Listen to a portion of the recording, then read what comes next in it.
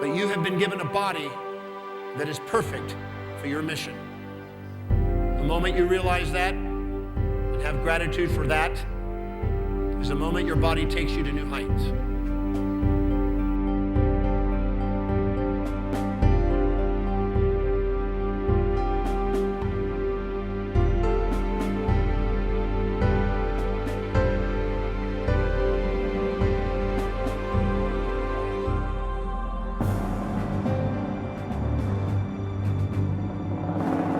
I love myself. I love myself. And I watched so many people had difficulty loving themselves. And then it was my time to get up.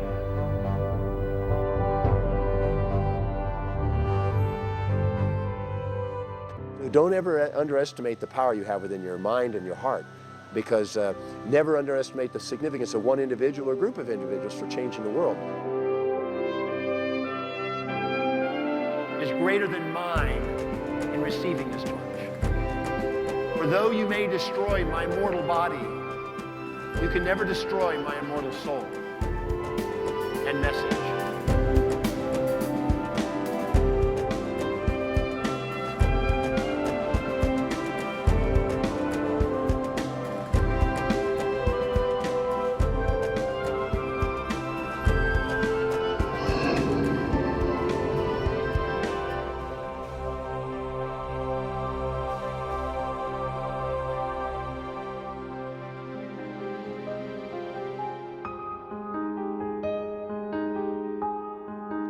Well, everyone is thinking about something.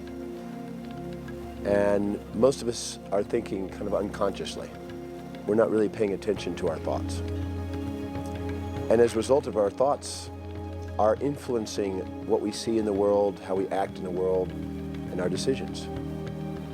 Our thoughts actually emerge because of our value system. And they influence the direction at which we think and act. So the law of attraction is basically that whatever we consciously concentrate our thoughts on, we increase the probability of seeing in our environment things that can support it and taking actions on our environment that assist it. And we start to become synchronous with those and start to bring into our life, because of those, the reality of what it is that we think about. Yes, thinking consciously and become present with all the opportunities that are around us that we don't normally see. By taking consciously effort to focus on what we really love, then what happens is we start to see all the things that can help us fulfill that. And we tend to take actions on those. If we don't think about it, we're just reacting as automatons to our environment instead of taking command of our awareness and our actions.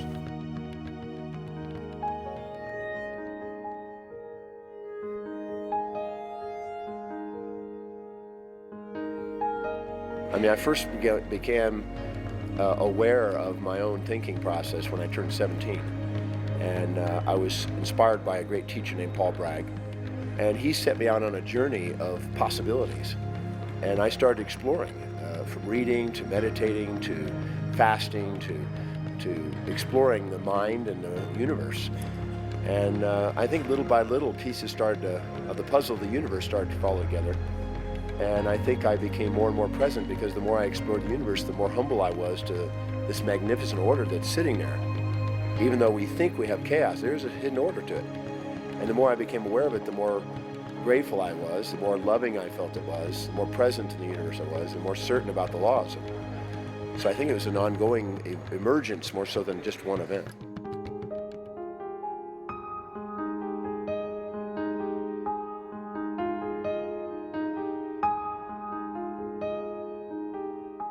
At 5:45 in the morning, the next morning, I hitchhiked to where he was teaching.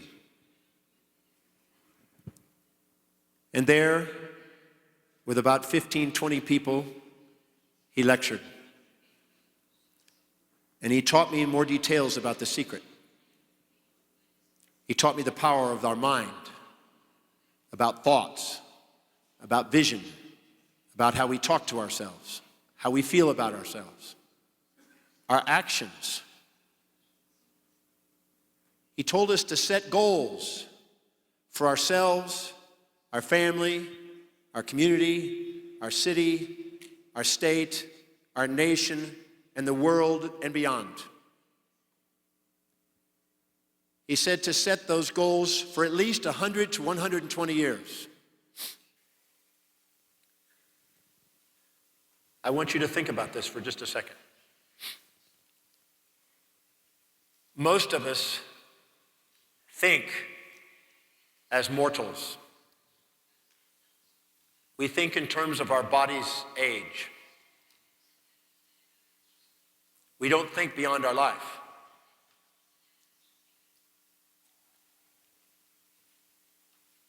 The Roman poet and politician, Seneca, he said, you measure an individual by their most distant ends,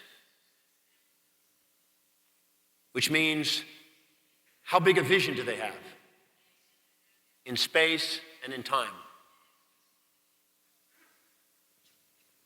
Some people think small, and they live moment to moment, hour to hour.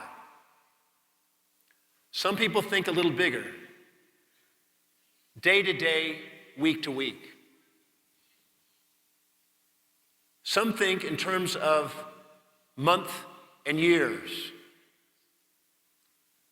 Some decades and generations. And others centuries, millenniums, or eternity. You create at whatever level you give yourself permission to. The magnitude of space and time within your innermost dominant thought determines the level of your impact across the world. If you want to make a difference in yourself and get beyond yourself, you require a vision at least as big as your family. If you want to make a difference in your family, you must have a vision and a calling at least as big as your community. If you want to make an impact in your community, you must have a vision and a calling as big as your city. If you want to have an impact on a city and be number one in the city, you have to have a vision and a calling as big as the state. If you want to make an influence in the state, you have to have a vision and calling as big as the nation. If you want to be a leader in the nation, you have to have a vision and calling as big as the globe. But if you're like me and you desire to create a global mission, you have to have an astronomical vision and calling.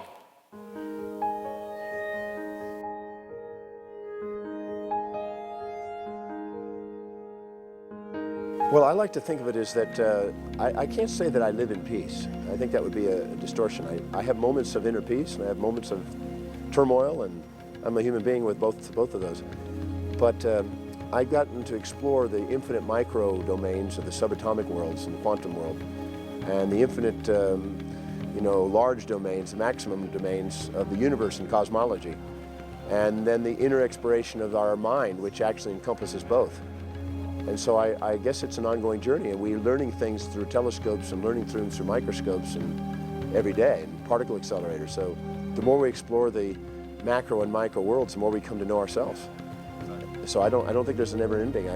I think anybody who thinks that they have full awareness while sitting on this little planet, if we go to the sun, looking at this little planet, which is only 8,000 miles in diameter, we can't even be seen. And if we go to the center of the galaxy, our solar system's not seen. So when we think of, the many millions of galaxies that are in just a local universe, our awareness is not full, it's growing. It's a seedling in the universe. So I feel that keeps me humble and keeps me on the growth and exploring new mysteries and finding the living order in those mysteries. But it's wise to be humble. The second we think we've got it, we find out the infinite, we've stumbled upon a block in our life instead of keeping it as a stepping stone. I share a story.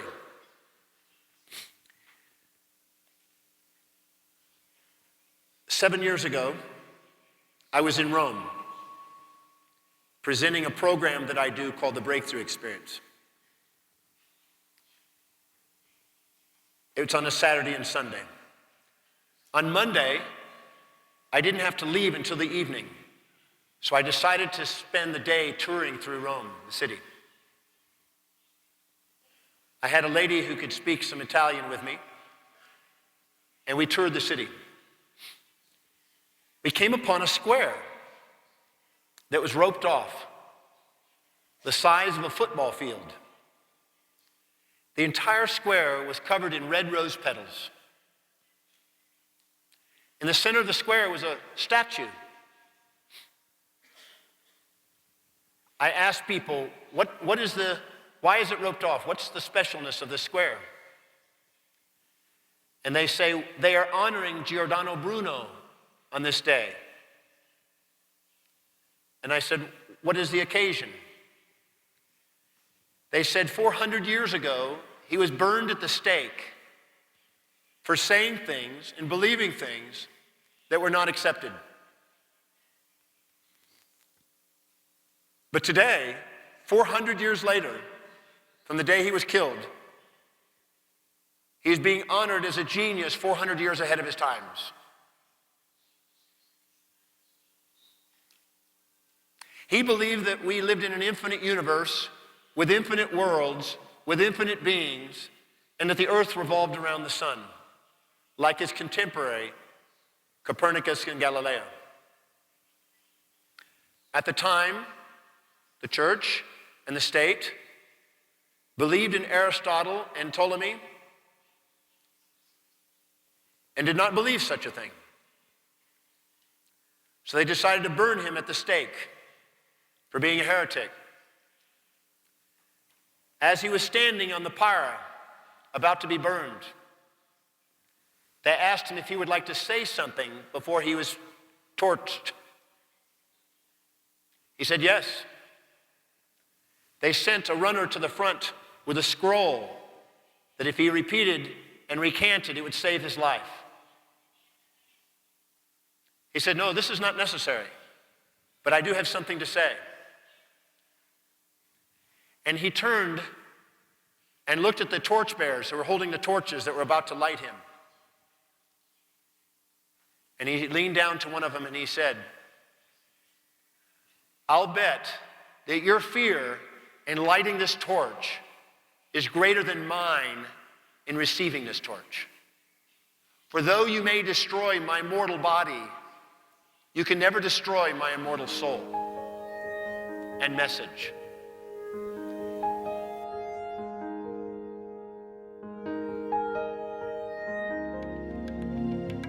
I always say if you have to ask the question, it's tainted by some emotional perception of the past or future, some memories of the past that are delusional, or some infatuations or imaginations of the future.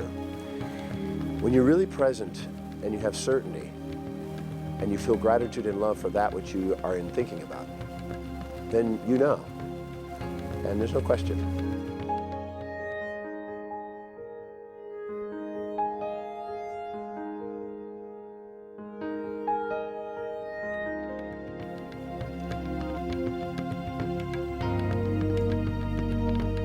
I'm going to answer two questions. Everybody has a hierarchy of values. If you have a person that has a high value on success and wealth, and you have a person that has success and wealth in the center, and you have another person that has wealth at the bottom, if you associate with this person, they will call you greedy. They will call you expensive. If you associate with this person, they will call you cheap and think you're too generous. If this person hangs out with this person will think that they're very greedy. This person will think they're very cheap and generous. It's all based on values. It is wise to surround yourself with people who see your vision as a mastermind and believe in the possibilities. The people who have a lesser vision at the stage they're in, as they're unfolding theirs, will always want to bring you according to their values and to their vision. But know that if you follow your vision and stay with it and shine and become fortunate in many ways, that you will eventually inspire those same people that once criticized you to go on and do greater vision in their own life. When I was in school, my tires were slit, my window was knocked out, my antenna was ripped, and my apartment was thrown things at, because I made the top grades, and the curves of the school were based on the top grades. And if you made 100, there was no curve. And so many of the people started to fail because I was in the class. People were very upset. They criticized me. They wanted me out of the school. But I stayed with it. And one of the teachers came to me and said, "We're going to give you a special placement.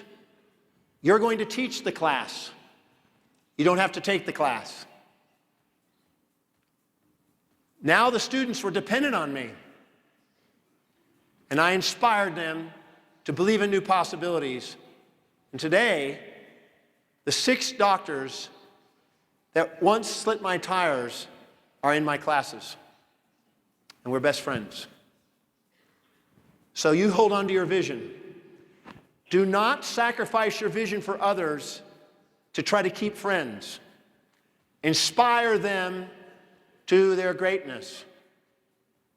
You'll always be supported and challenged. Whenever you are challenged, always look for who's supporting you. They will always be there. You'll never get a crisis without a blessing. You'll never get a challenge without a support. You'll never get a criticism without a praise.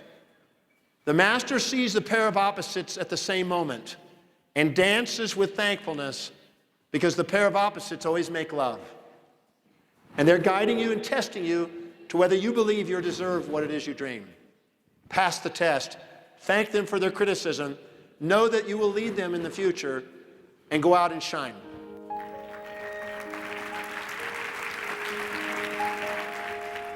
Well, every time we see what I call the divine order, the magnificent implicate order of the universe, we grow and emerge, a new concentric sphere of thinking. Our sphere of influence and our sphere of awareness expands on the great deep, as Emerson said.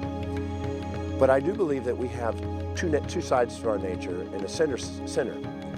When we exaggerate ourselves and puff ourselves up, we get proud, you might say. And what we do is we tend to think that others are less important than us, and we tend to go towards narcissism, and we want to receive from others and have them do things for us because we think we're more important than them. When we beat ourselves up and minimize ourselves, we tend to think others are more important than us, and we want to do things for others, and we become more altruistic. One that is focused on service, the other is focused on reward. When you're true to yourself and balanced in yourself, you realize that the people around you are not below you or above you, they're reflections of you. And that's when you actually integrate yourself and you do a service, but you also allow yourself a reward. And the person who can embrace service and rewards, sensory, or motor and sensory, I call it, this is a person that's fulfilled and keeps growing. The person that's stuck on one side or the other, where they're totally into receiving or totally into giving and not giving and receiving, they get stuck in a stagnant recycling circumstance, you might say, instead of the new dance. And nature provides feedback to make sure that if we go too far one way or too far the other way, we get honed back into the center. So people who eventually sacrifice their life for others because they're minimizing themselves from guilt of the past or maybe hidden agendas of the future, they eventually get frustrated and they realize, hey, I deserve something too. And the people that go this way become philanthropic because they realize it doesn't continue. So nature equilibrates. The will of God, says St. Augustine, is the equilibrium of the heart and mind. So I say, don't exaggerate or minimize who you are, but embrace the fullness of who you are. Have full reflections of everything and everyone around you, as Aristotle said, and share your love and receive love.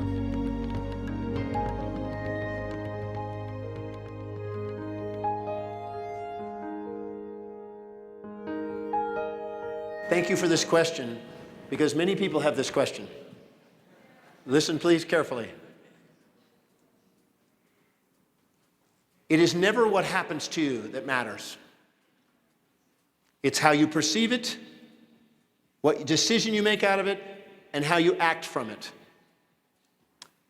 William James, the father of psychology, said, the greatest realization in his generation was that human beings can alter their lives by altering their perceptions and attitudes of mind.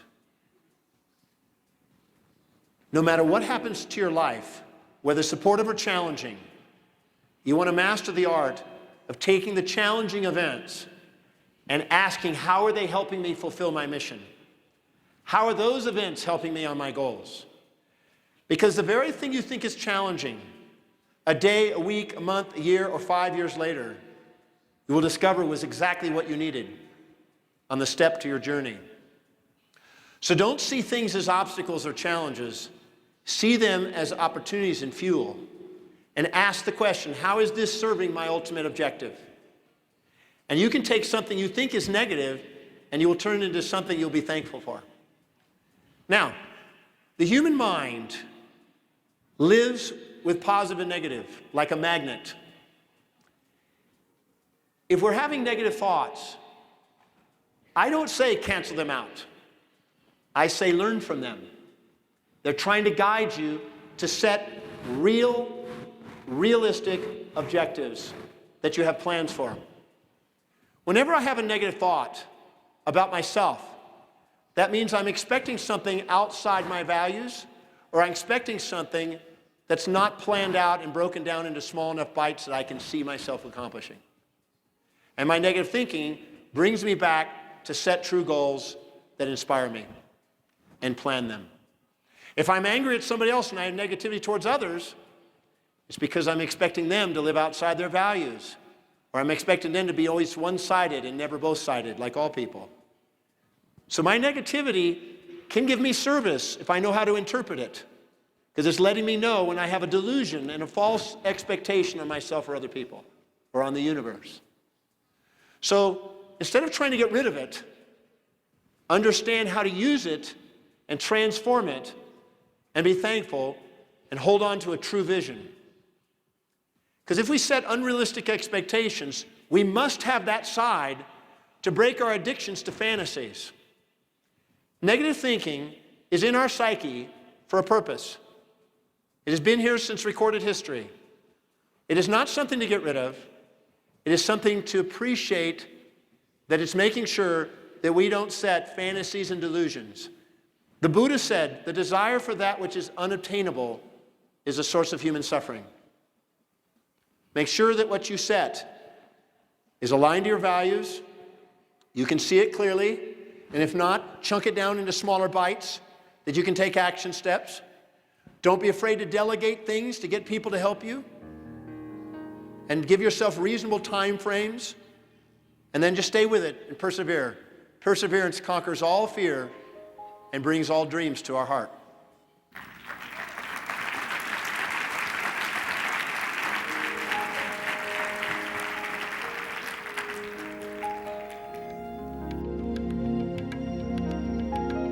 There is a science of how to take the mind into equilibrium and see the order and open the heart. The heart automatically opens when the mind is in balance. But as long as the mind is imbalanced, it will have emotions that will close the heart. Love is not an emotion. It's a synthesis and synchronicity of all complementary opposite emotions. The moment you see the complementation synchronously and synthesize them, out comes gratitude and love every time. So there's a science to it. Once you apply the science, you get the result. Heraclitus, the Greek philosopher, said that we live in a universe of a dynamic equilibrium of complementary opposites. For everything, there's its opposite. And when the human mind sees one side without its opposite, it becomes imbalanced and poisoned instead of poised. And when it does, it gets caught in its emotional, irrational, fractionated perspective, which then leaves your intuition trying to hone you in to see the other side. And wisdom occurs when you see both sides at the same moment. And so the quality of your life is based on the quality of the questions you ask. If you ask wise questions that reveal the side that you're not seeing and balance them, out comes gratitude and love and certainty, because you now know that that's the truth. And that's what the hidden order is, that there's a complementation of opposites. And when you see them fully at the same moment, you're graced by the presence of the order.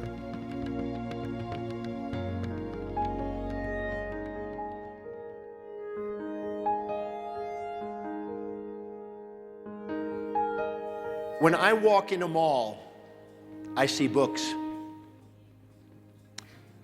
When my wife used to walk in the mall, she saw shoes.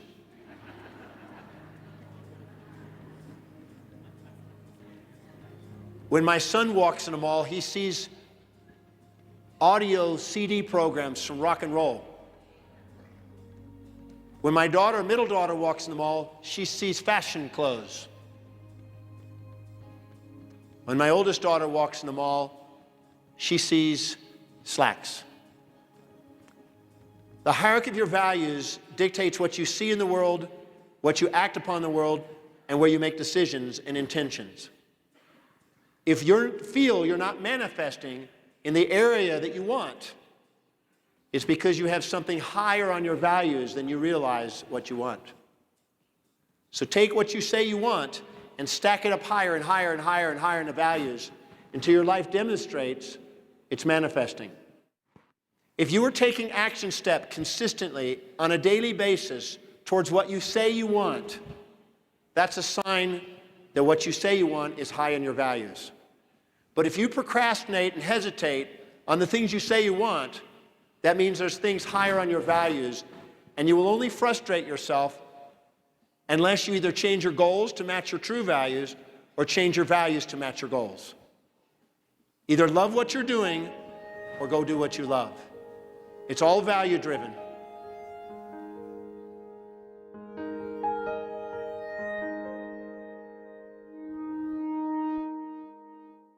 Your emotions are based on perceptions.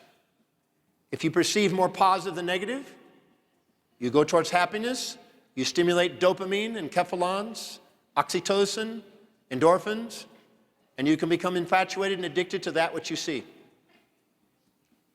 If you see more drawbacks than benefits, more pain than pleasure, you create new polypeptides in the brain, and you repel, and it hurts, and you repel from it. Your emotions are perfect reflections of your perceptions, which are a byproduct of your values. No matter what happens to your life, all events have a pair of opposites. They're always balanced. If you choose to see more positives than negatives and become infatuated, it will consume you. If you see more negatives than positives and become resentful, it will consume you. But if you learn to ask questions that balances your perceptions, you will dissolve your emotions and liberate you from the bondage of those misperceptions and return you to gratitude and love, which allows you to be inspired again. So it's not what happens to you, it's your perception of what happens, and you always have command over your perceptions. May you empower your life with that.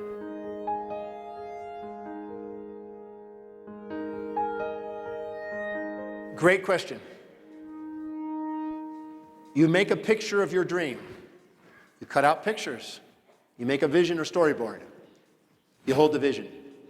You chunk it down into small bites. Every day, you read an articulated statement about that vision. You state it in 15 words or less, exactly how you want that. And you visualize it like you're doing. But when you chunk down those actions to small bites and put reasonable time frames on them, you put them on your day planner, your daily objectives. You hold the vision and you work every day on a little step. Every day you're taking an action step, you're moving closer to that vision. If new steps emerge in your mind, quicker ways, you shed old ways and move on to more efficient ways. But don't lose the vision. But every day take an action step. Either this action step or something greater. Every day you say, either these action step or something greater towards my vision every day. If you embrace the box that you have and love it, it dissolves, and you find yourself with a bigger present. Every box is a present to a mind that seeks the truth and the order that sits in the box. You know, he said that when you're kissing a girlfriend, 2 hours seems like 2 moments. When you're waiting for a freight train, 2 moments seems like 2 hours. When you see more pleasure than pain and more support of your values than challenge, what happens is you accelerate time and shrink space. And whenever you're seeing more pain and pleasure, more challenge and support, you tend to elongate space and increase time. So you stretch time out, you decelerate it, if you will. So you're distorting the fabric of space-time with your emotions, but love dissolves the fabric of space-time and allows you ever present without boundary. So love is the key. Love is the essence. As Wheeler, John Archibald Wheeler, recently I was at the Institute of Advanced Studies there and meeting with Freeman Dyson, who's professor emeritus there. He's taken over Albert Einstein's position. Across the hall from him is Witten and also Wheeler. And Wheeler basically said, when he used to be at the University of Texas in Austin, I have his notes, he said that the universe is nothing but love, and it's all light. And when the human mind awakens to the love and light that's ever present, it sees and is graced by the magnificence of the universe.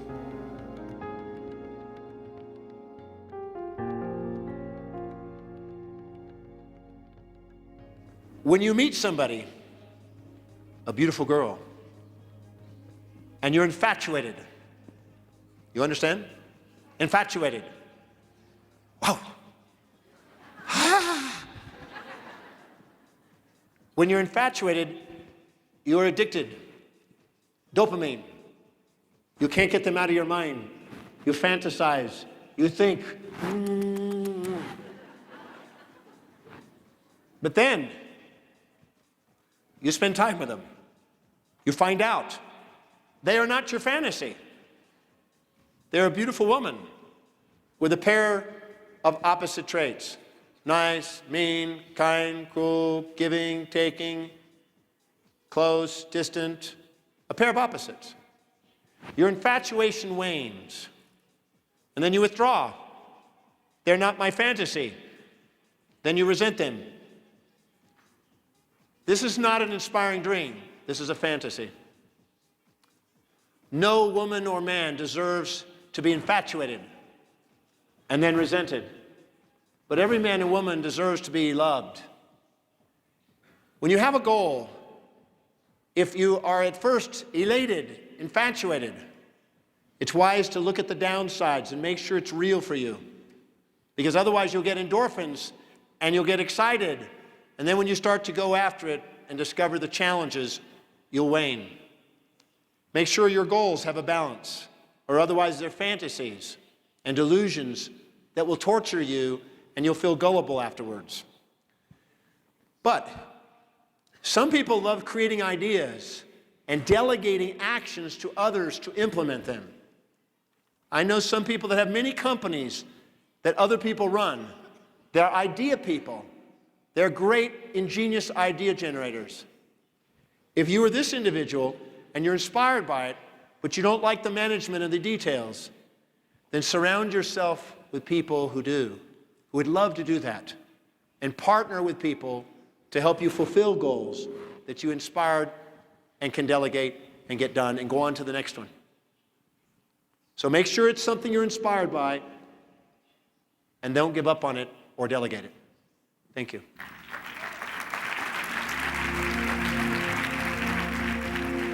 Well, since I perceive things from a complementation of opposites, it's actually got amazing order in it. But everybody who has different levels of awareness of that will take whatever it is that they see that's out of order based on their emotions and their values and try to add to a transformation. But there will always be somebody with an equal and opposite value system to dance with them, to create a complementation. And the person who can see the hidden order that's sitting in all that will love everybody for their dance. And we'll see that there's a magnificence going on that we're all participating in. Everybody has a place. And we're all learning about loving the whole picture. And so I think the universe is doing quite well. But humans are just not quite aware of that. I always say it's like the flea and the dog trying to tell the dog what to do. But at the same time, that it's not here to take credit or blame for what's going on in the universe. Since it's doing so magnificently, we're here to just learn to love the universe. And as we appreciate and love the universe, magic starts happening. But I always say, when people ask me, well, what do you think, where's the world going? And I said, if a person is a leader, they don't ask that.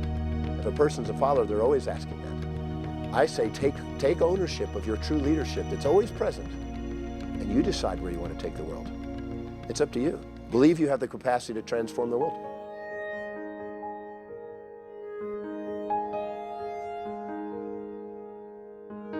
Because once we empower all areas of our life, the victim mentality dissolves.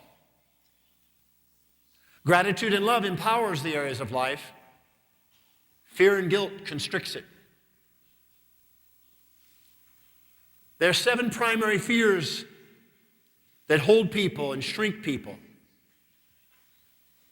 I'd like to share these fears.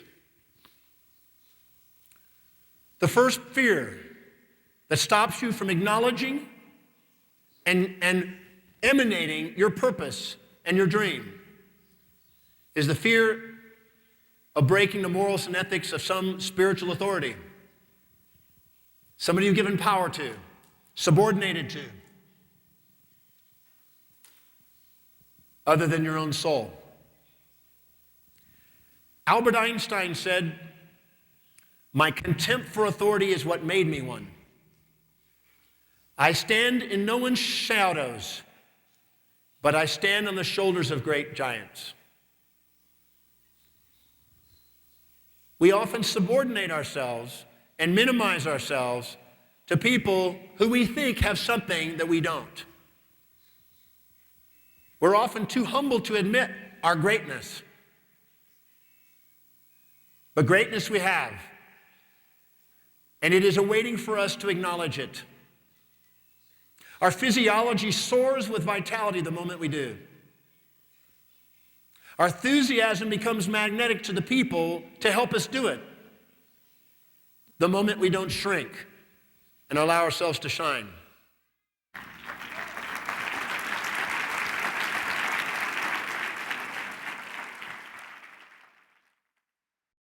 The second fear is a fear that you're not intelligent enough.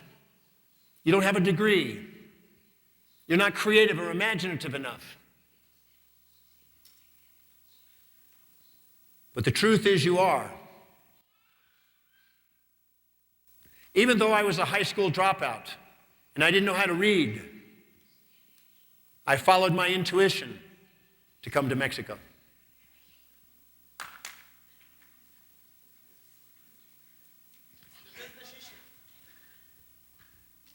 I learned much on this trip. Why? It's so important. I learned that whatever you really truly need becomes provided. Because as I went through Mexico, there was always somebody there to assist.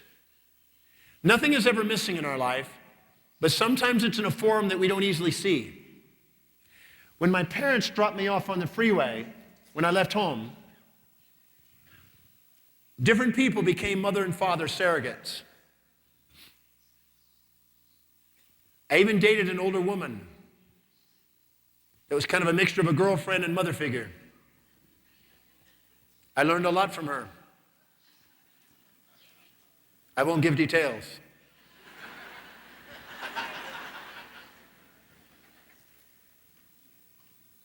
But I learned that we're not here to live only in fear. That if we walk with vision, that our fears dissolve before our eyes. But the fear sometimes at not being smart enough, intelligent enough, creative enough can immobilize us and make us lie to ourselves about our real capacity and make us shrink away from taking actions that inspire.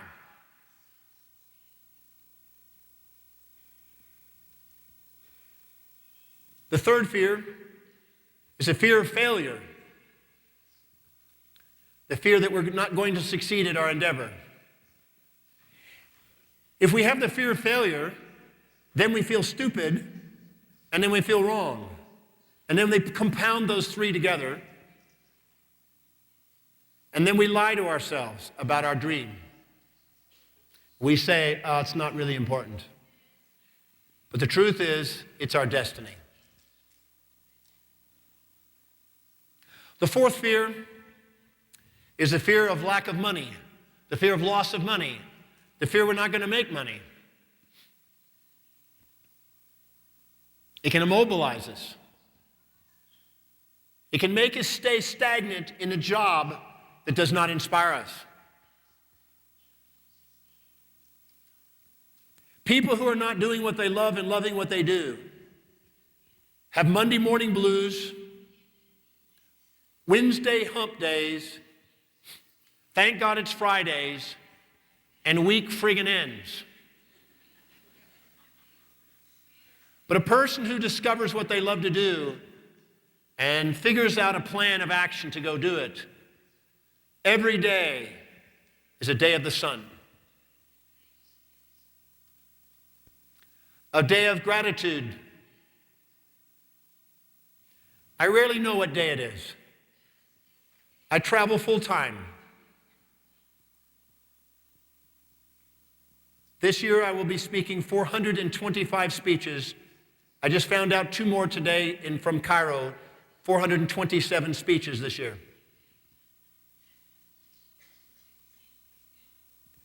If I could arrange it, I would do 500. I was just told the other day that I may have gotten the Guinness Book of World Records for speaking.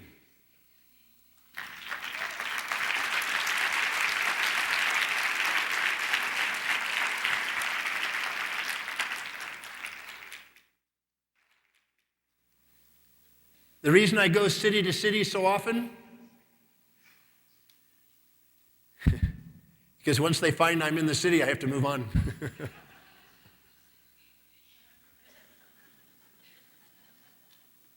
People ask me, where do I live? I tell people, the universe is my playground. The world is my home. Every country is another room in the house. And every city is another platform to share my soul and heart with people.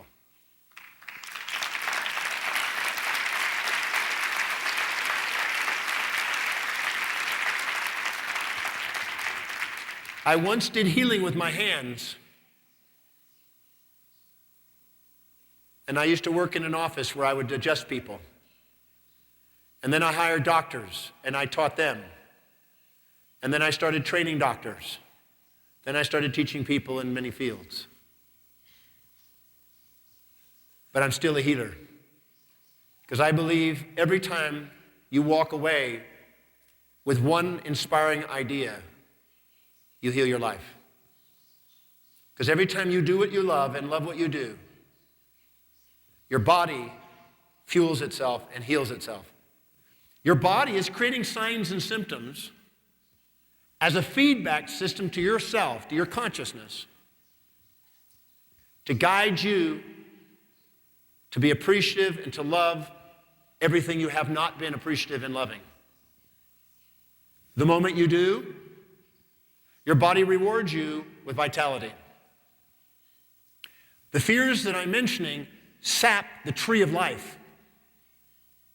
They immobilize what's destined to be mobilized. So that fourth fear, the fear of loss of money, can immobilize people. The fifth fear is the fear of the loss of loved ones or the respect of loved ones.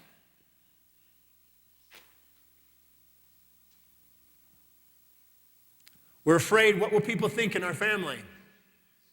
But if you look carefully in your life, you'll find out that somebody in your family is like your opposite. Your brother and sister are doing everything that you value less. Whatever's lowest on your value becomes higher on their value. They, dedicated to what they are, makes you possible, and you to them. They're not right or wrong, and neither are you, though everyone with their values thinks they're right and others wrong, unwisely. But the fear of loss of loved ones and the respect of loved ones can immobilize you. The next fear is the fear of rejection. The fear of rejection from somebody you've given power to. Somebody who thinks their opinion is more important than yours. It can stop you from doing something that's really amazing. I have so many things that I love to share with people. If I held back what is inside my heart because of the fear of rejection, I would not be where I am today. If you're not being crucified, you're probably not on purpose. Let neither pleasure nor pain interfere with pursuit of purpose. Let neither support or challenge interfere with pursuit of mission. For in fact, you need both to obtain your destiny. If you get over-supported and protected and make life too easy, you stay juvenile. You never grow and mature. It is the challenges in life that make us mature. Any challenge in your life you can't say thank you for, you stay immature about. But every challenge that you may have labeled terrible has a hidden benefit.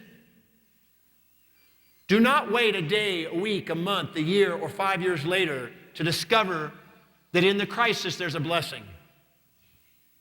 Within the tragedy there's an ecstasy.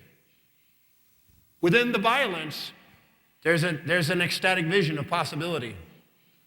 Look at those as tests to find out if you're ready for the next stage of your life.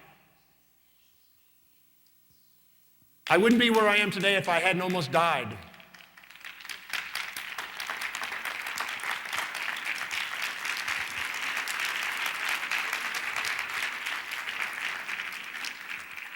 I've said before, the more down and out you've been, the more in and up you're destined to soar. The last fear is the fear of not being vital enough, not good looking enough, not healthy enough to do what you dream. I know some people that think they're too big or too small or too short or too tall. But you have been given a body that is perfect for your mission. The moment you realize that and have gratitude for that is the moment your body takes you to new heights. 25 years ago, I was with Louise Hay. Some of you know Louise Hay. She wrote a book, You Can Heal Your Life. She's a lovely lady. She's 80, almost 81 years old. She's a very vital and amazing lady.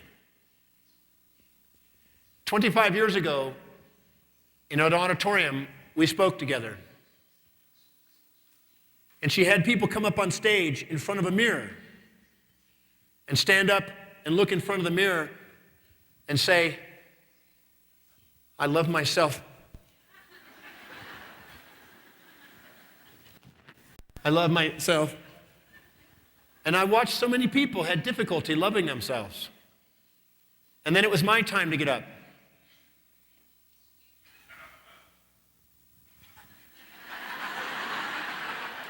Oh, baby. Woo! And she said, move on.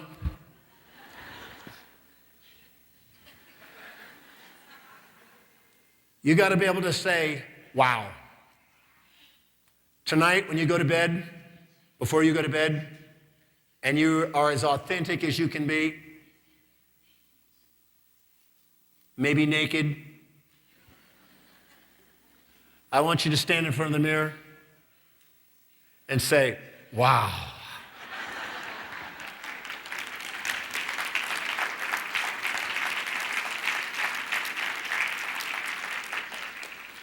Because if you can't love yourself, why would you expect somebody else to? The more you value yourself, the more the world values you. The more you invest in yourself, the more the world invests in you.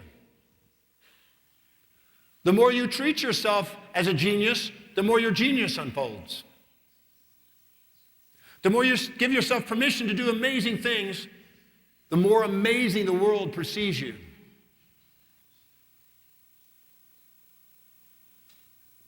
We serve the world by shining way more than shrinking. On the last day of your life, you're going to be asking yourself a question. Did I do everything I could with everything I was given? And you want to be able to say, yes, I gave it my all.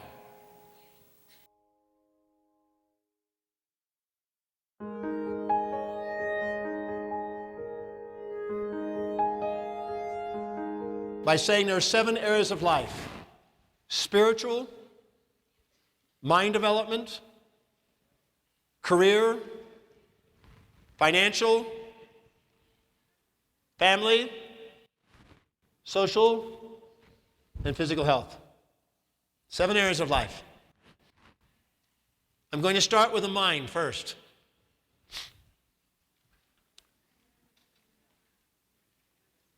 Spiritual, mental, vocational, financial, familial, social, and physical.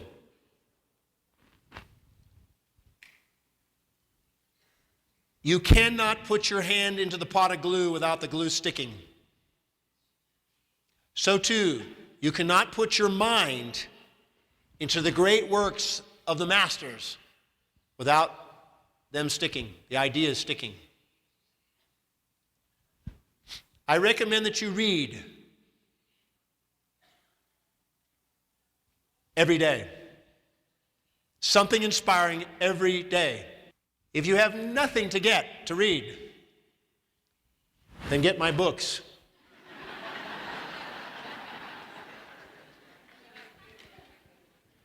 Because I promise you that in every one of my books there's inspiration. But start with The Secret. But read something that's inspiring to you. Every day when you read something and you see a quote or a thought that is especially meaningful, extract that and write that or type that up into a computer and start building your master plan.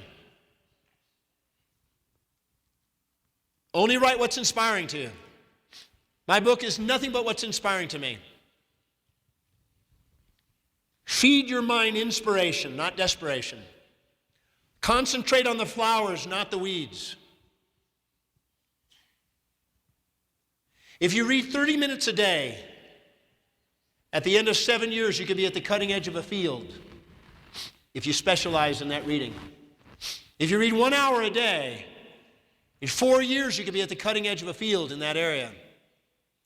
2 hours a day, 2.5 years, you could be at the cutting edge.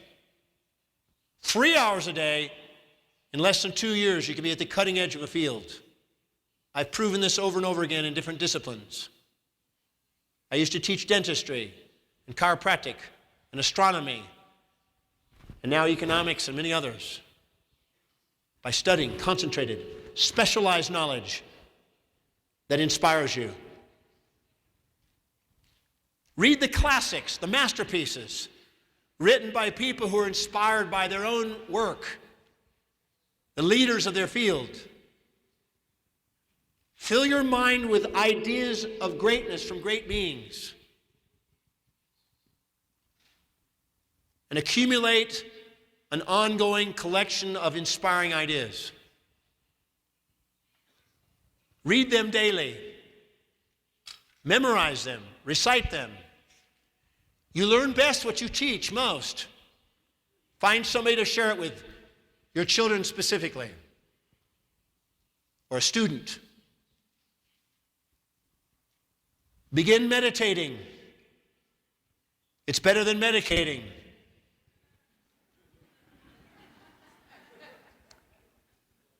Remember, incurable means curable from within.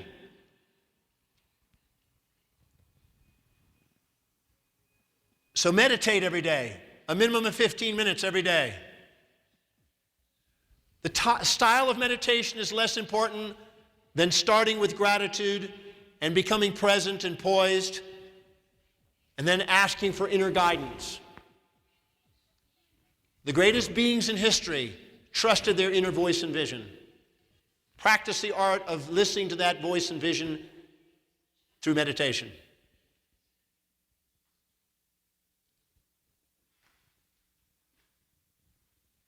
If possible,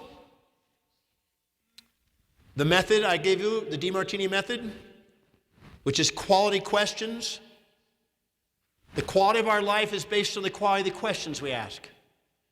If we ask questions, why did this happen to me? Why am I always getting hurt? then you'll create victim mentality. You want to ask the different question. How is whatever is happening to me helping me fulfill my mission? How is it strengthening me and giving me skills and talents? What doors is it opening up? Because the quality of the questions you ask can determine your destiny. The method I've developed, the Demartini method, is a method of questions that inspire minds. Find a way of learning this method, either through the book or making contact with the people here or myself, either Angie or myself, somebody. This method will dissolve brain noise, calm the illusions that distract you, the things that keep you in bondage, the past nightmares and fantasies that keep you from being authentic. And it will strengthen the mind and give certainty and presence and inspiration to it. In your business, make sure that you make a list of everything that you do on a daily basis in your business. Prioritize it according to fulfillment, productivity, and profitability. Take out the lower 20, 30, or 40% and see if you can delegate it to somebody else so you can get on with doing that which is most meaningful and inspiring to you. It is unwise to do low priority things. It is wise to delegate low priority things and do what you are most masterful at, that produces the most income, most meaning, most fulfillment. Because if you train yourself to do ABCs instead of XYZs, you grow in self-worth and your business takes off. I do this every quarter, every 3 months. Review this and delegate more. Don't be afraid to delegate because you think you're the only one, because you'll block yourself from growing. Don't be afraid to delegate because you think they can't do it. Train them. But you can only grow your business as far as you can streamline, prioritize, and delegate. Make sure that when you're building your business, that you share your vision and inspiration in that business with the people that work there. Be the leader. Your vision and your true values come through. You can't fake it. But if you speak and live from the heart in your business, people will serve and do more for you. Make sure you hire people that their values are to do that job. If I gave you $5 million and you never had to work another day in your life, if you tell me that the job description I'm asking you to do is not your dream, don't hire people whose dream it isn't to do that job. Or you will spend a lot of money on overheads and frustration, and you'll have to have motivations and punishments and rewards, and it will cost a business much. Hire people who would love to do what they need to do and delegate it to them. The company grows. For your financial life, make sure that no matter how much money you make, even if it's the tiniest portion, you save part.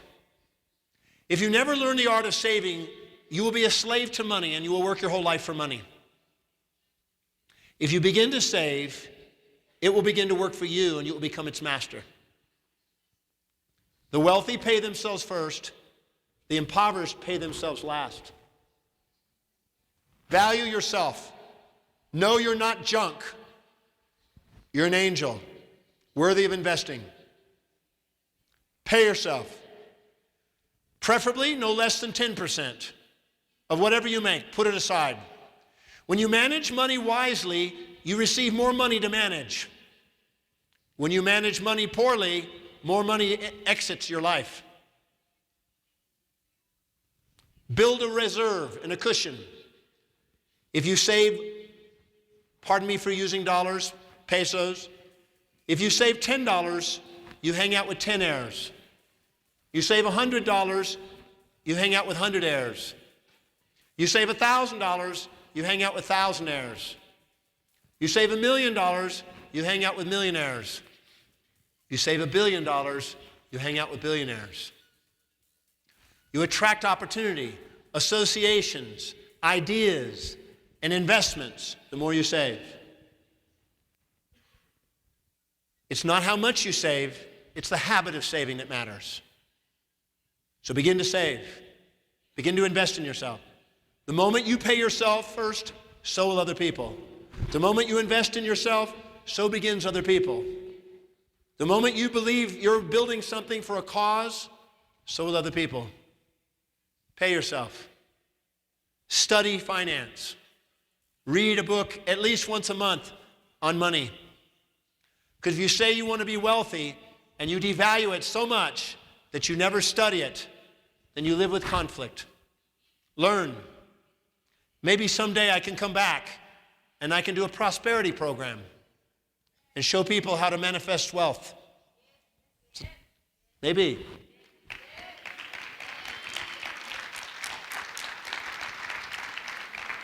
I one time lived on the streets, and now I have blessings. When it comes to family and relationships, know that every individual in the family or everyone you're dating has a set of values. Discover what their values are. Look at how they fill their space. Look at how they spend their time. Look at how they spend their energy. Look at how they spend their money. Look at where they're most organized, most disciplined. Look at what they think about most, dream about most, talk about most, converse about most. Look at what their highest goals are and when they're most inspired. Capture them, identify what's most important to them, because that's who they are. And then master the art of learning how to communicate what you dream about in terms of their values and their language. If you help them get where they want to get in life, they'll turn around and help you get where you want to get in life. All relationships are built out of that law. Also, if you ever expect them to live outside that value system, you will feel you're betrayed. But nobody ever betrays you. You betray you by expecting something from others other than what their values are. Don't ever act like a victim of betrayal. Go look at what projections of unrealistic expectations you're putting on people. When you appreciate and love them for who they are, they turn into who you love. Also, just know that every woman wants to feel beautiful, and every man wants to feel intelligent.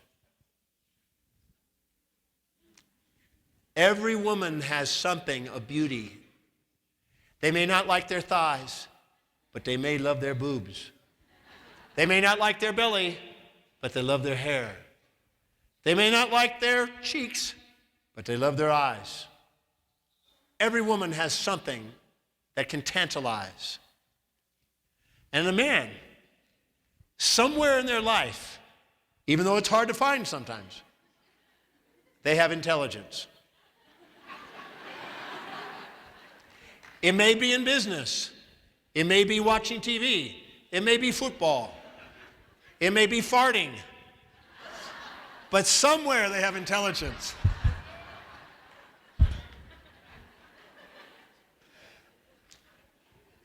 Let them know that they're intelligent. A woman knows a man's intelligent when the man thinks a woman's beautiful.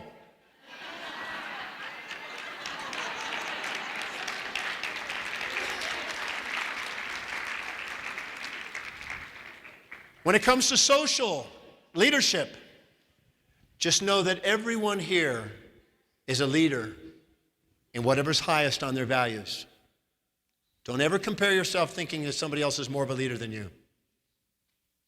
Find out where you are a leader. Don't deny it. Write down where you lead. Everyone is a leader to someone, and everyone is a student and a follower of someone else. But I say, humbleness to divinity is what provides you certainty for humanity.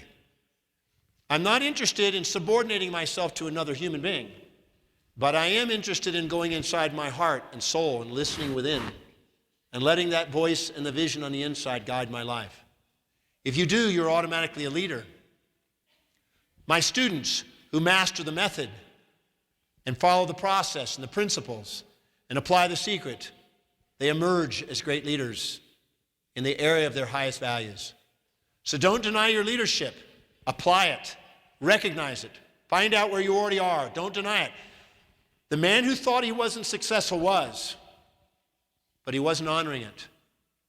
Don't be like that. Honor your unique leadership skills. It may be raising a family. It may be inspiring a couple of people at work. Find out what it is. Also, dig inside yourself and find out what the cause is in your life, because the greater your cause, the greater your life. Find out what cause you want to contribute to in your life.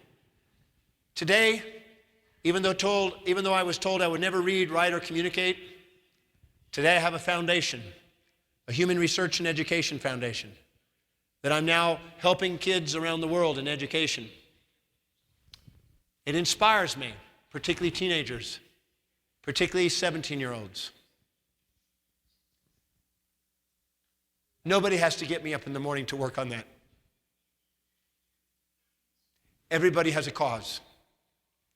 It's whatever's highest on your value. It's whatever's deepest in your void. It's whatever's most meaningful to your heart. Find some service and a cause that you can participate in. You will get more out of yourself with a cause than if you will without. And no, do not let one day go by without doing something of service for another person. Not one day. Even if you have to get up out of bed and go do it and come back. If you help other people get where they want to get in life, you will sleep well. One of the most inspiring things I get to do in my breakthrough program, which I do almost every weekend, is watch people open their heart and say thank you to themselves and to the people around them with tears in their eyes. I feel like one of the most blessed person on the planet because I get to be around authentic people every day. Find something and someone to serve. You will never be a lack of money if you find somebody to serve. There's no such thing as lack of jobs. There's people that aren't going out and finding needs. I was in Africa recently, and I showed an entire township, the leaders of a township, how to increase employment. And it's working. There's never a lack of jobs. As I drive through your cities, I see job opportunities everywhere. It's a matter of sharing those ideas and acting upon those ideas. There's a service somewhere for somebody. Find it. You will sleep better, you will feel more fulfilled, and you'll have more wealth. And physically, if you're not doing what you love and loving what you do or working towards it, or not linking what you're doing to what you love, you're going to drain your body and it's going to create symptoms. And your symptoms are there to give you guidance to go back and do what you love. If you go to bed in a state of gratitude, you'll have more vitality. If you get clear on your vision, you'll have more vitality. If you drink a lot of water, less other drinks, you'll have more vitality. Anything that causes volatility in your blood sugar, your fat concentration, your protein concentration, or any lipid concentration in your bloodstream tends to age you. The universal solvent is water.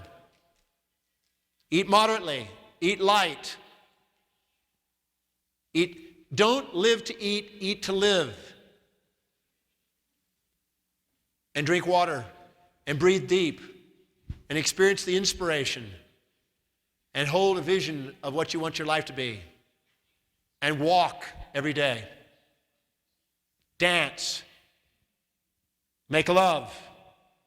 In moderation 12 times a day.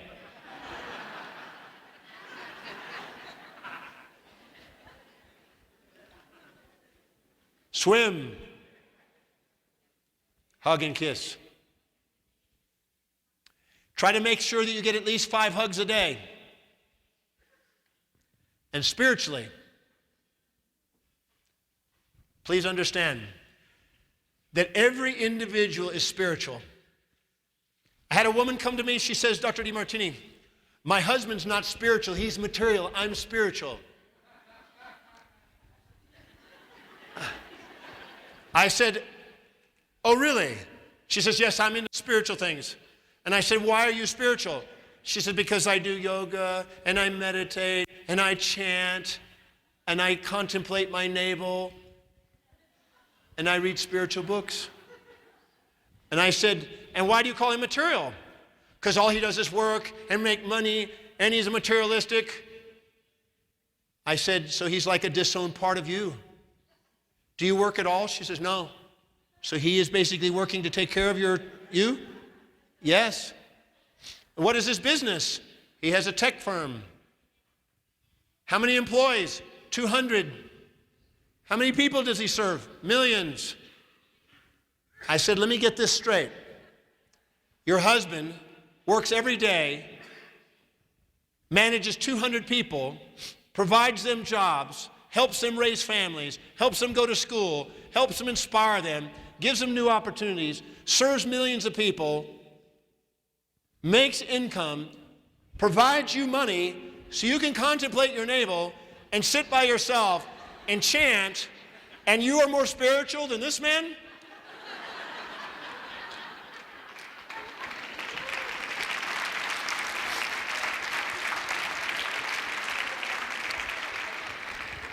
Everybody is spiritual according to their values. Beware of boxing in spirituality according to your own values or according to belief systems or institutions or dogmas, because where is God not? Where is spirit not? It's universal.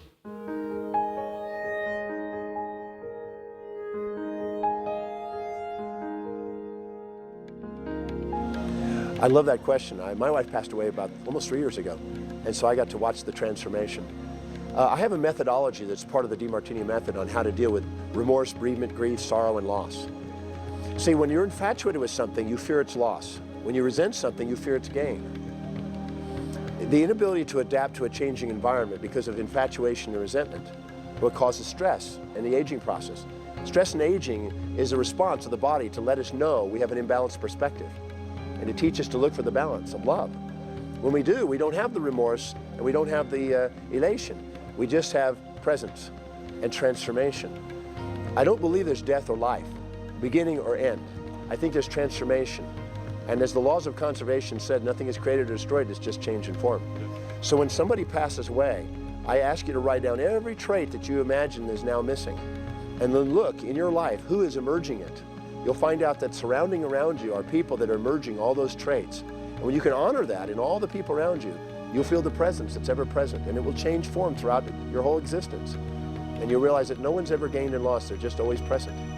Honoring that present and not being infatuated with one form or resentful to another form sets you free to adapt and feel the presence of the people you love.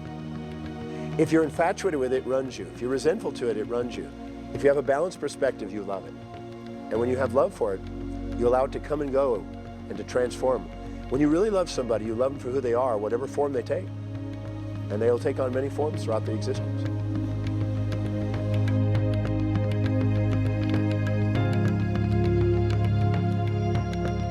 So don't ever underestimate the power you have within your mind and your heart, because never underestimate the significance of one individual or group of individuals for changing the world. Because, in fact, that's the thing that changes the world. And the world that's changing is not for the better. The world that's changing is for us to learn more about love.